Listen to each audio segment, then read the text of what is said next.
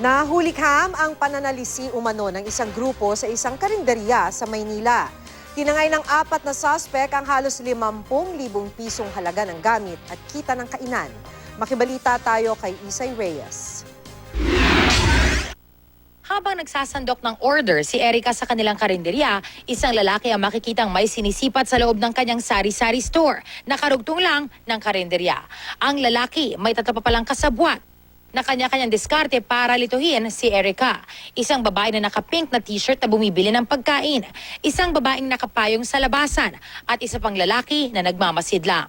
Sumabay sila sa maraming bumibili. Tapos yung isa po, kinukulit ako sa kabilang side. Ilang minuto ang lumipas, umupo na sa karinderya ang lalaking may sinisipat sa sari-sari store.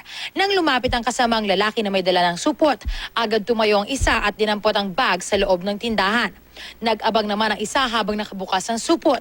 Doon na sila sumalisi. Agad ipinasok ng isa ang bag at magkasunod na silang lumabas ng tindahan.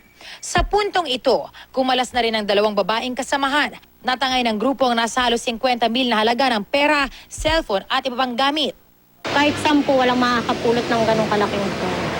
Kaya lang, ang lalaki ng katawan nila, hindi magbanat ng buto. Sana, yung nakuha nila sa akin, makatulong ako sa kanila. Baka may problema sila eh.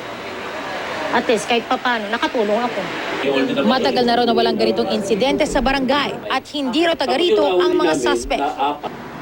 Sa Lisi po yun. Tayo po, kasi dito po sa barangay namin or sa zona, alos magkakakilala po kami dito.